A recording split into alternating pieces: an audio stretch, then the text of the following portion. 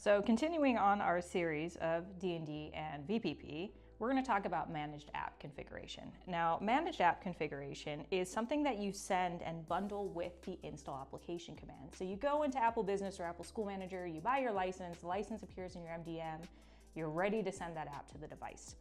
But maybe it's something like Zoom and you're like, hey, I want everyone to already be logged into Zoom and have it ready to go.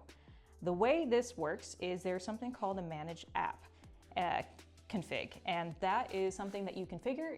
Sometimes it'll be a key value pair. It kind of is up to the app developer of like what information needs to be provided. With Zoom, I believe it's a key value pair. You enter in the information of like, this is the account I want to use. I want to have it automatically logged in. People can't log out.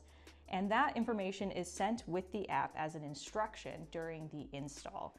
And that way, when it installs, it's already configured with all of your enterprise features and everything that you need for it to go. The other common way we see managed app configs used is things like licensing.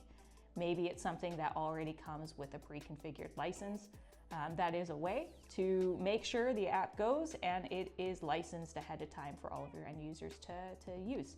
It is very important that you have this set up before you send the install application. Once the app is sent and you add or make a change after the fact, you need to reinstall the app because that's when it gets its instructions. And that's the managed app information in a short bite. And we can cut that last bit out, but I don't know how to end these.